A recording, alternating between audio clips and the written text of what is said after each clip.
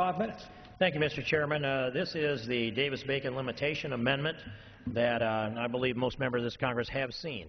It applies to this appropriations bill. We have is an existing code called the Davis-Bacon Act. What it does is it requires that any construction projects that have federal dollars in them, $2 or more, be constructed under what the bill says are prevailing wages. Well, prevailing wages in 1931 might have been a legitimate evaluation. Today, it's a federally mandated union scale determined by a formerly smoke-filled room of people from the administrative side and the construction side of the industry. I've spent my life in the construction business. I've been involved in the construction business since 1970, and I've worked on all sides of this that I can imagine. I've been a recipient of Davis-Bacon wages. I've paid Davis-Bacon wages, and I've done a fair amount of reporting of those wages into the bureaucrats.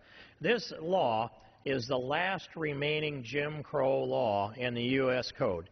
It was written to protect union workers in New York City from the Southern African Americans who were brought up to do a federal building in that city back during the Depression. And in 1931, there was Senator James Davis of Pennsylvania and Representative Robert Bacon of New York, Long Island, I might add, decided that they wanted to protect the unions in that locale, and so they brought this legislation to Congress and passed it. It has long been union scale, not prevailing wage, and yes, merit shop employers have an opportunity to introduce those wages that they actually pay, the earned wages they actually pay, but in the end, it's a formerly smoke-filled room, people deciding it doesn't cost us anything. If it raises our bottom line, we all put our ad of our margin on top of that, so we kind of like to be able to outcompete the rest of the industry for the opportunity to hire the workers that will receive the highest pay. This is irresponsible on the part of a Congress that now we're finding ourselves nearly $16 trillion in national debt.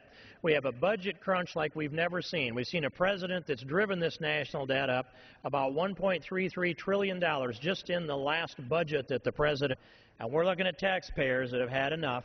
We need a balanced budget amendment to the United States Constitution. We don't need irresponsible spending. We don't need wage protectionism. And by the way, Senator Davis and Representative Bacon were both Republicans. They were two of the more misguided Republicans in the history of this country, and I regret that I, as an Iowan, have to stand here and inform this body that it was Iowa President Herbert Hoover that signed the bill on March 3rd, 1931. I'm pledged to undo this, to repeal Davis-Bacon in the end, because we believe in competition. We're a free and fair competition country who believe in free markets.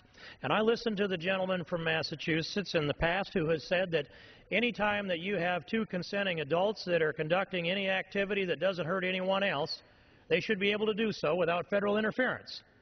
And if that's the case, tell me why I can't climb in the seat of my son's excavator and say, just pay me $10 an hour, Dave, that's enough. I need the therapy to get away from this insanity of this overspending government that we have here in this Congress.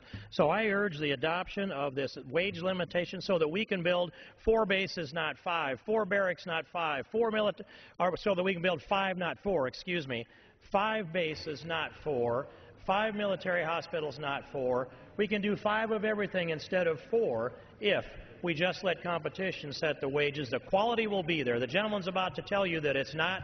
I will tell you, if I spent my life in this, we meet specifications. The high quality of the work is there. The other side of that's just an argument for union wage protectionism. We need to protect the taxpayers, and the unions are fine. If they want to organize, I encourage them doing so, but they need to do so without federal protection, compete in the competitive world on low bid like the rest of us, where you have to meet the specifications and the quality of work. So, Mr. Chairman, I urge the adoption of this amendment, and I